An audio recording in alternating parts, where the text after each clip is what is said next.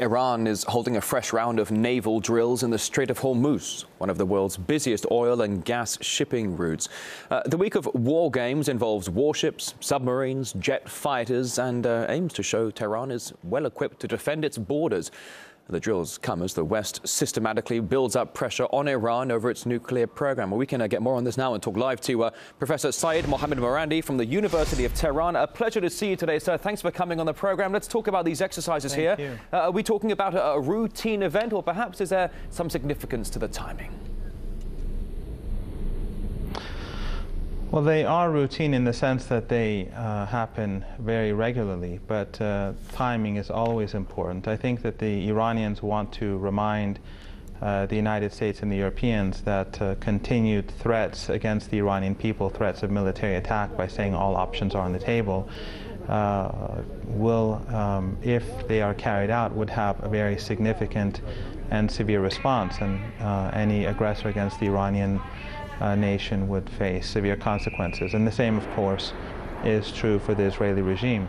I think the place where the military operations and the maneuvers are being carried out is also significant, because the Iranians want to remind Western regimes that any war or battle in the region would be devastating for the oil and gas market and the world economy. Well, that's exactly my next point, because again, as you say, Iranian officials are often warned that they could ultimately block the shipping through the Strait of Hormuz, which, as we understand, carries about 40% of the world's seaborne oil. Do you really think that option is still on the table? Do you think Iran could indeed try and block the strait in the wake of Israeli and American aggression?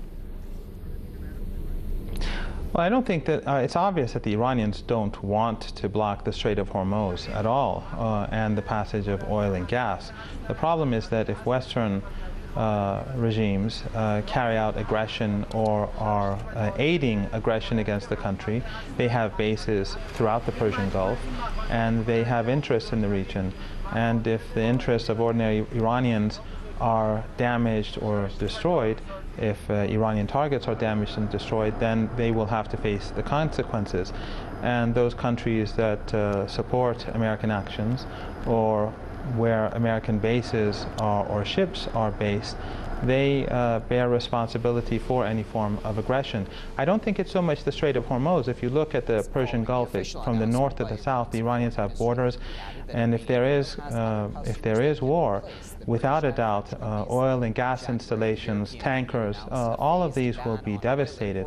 It's far more important, the damage that could be brought about, than just blocking the Strait. Well, I mean, well, not just that, but also the massive regional and worldwide economic implications as well. Professor Morandi, in just a few words here, is there or is there not, do you think, a danger of military confrontation between Iran and the West in the coming year? Barack Obama, he's in the White House for another term. Netanyahu in Israel has elections coming up as well. And of course, never a few months go by when Netanyahu doesn't rattle his saber towards Tehran. What's your guess? Well, in the sense that Western countries are brutal and uncivilized enough to carry out an attack, I think that that's clear to Iranians. The fact that Western countries are imposing sanctions and an embargo on Iran, they're trying to prevent Iran from even importing and exporting medicine and foodstuff by blocking the central bank, and there are shortages of some medicines right now in Iran, and people have died. So the fact that the Western countries are willing to kill ordinary people and to make people suffer, I think makes it clear that the idea of carrying out an attack on Iran is something that they would contemplate if they could.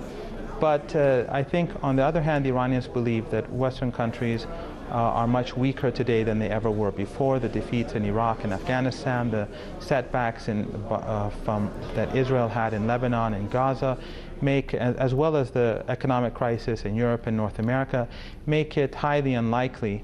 And I think the international community is gradually growing more independent of Western policies. And as new powers rise, it makes it all the more difficult for Western powers to launch a new war. But the Iranians have prepared themselves, and I think that itself has been a deterrent to war. So I think in general the Iranians feel that a military assault on Iran, aggression would be highly unlikely. All right, Professor Saeed Mohammed Marandi from the University of Tehran. Wish we had more time for this, but we don't. Thank you very much for coming on RT Thank today. you for having me.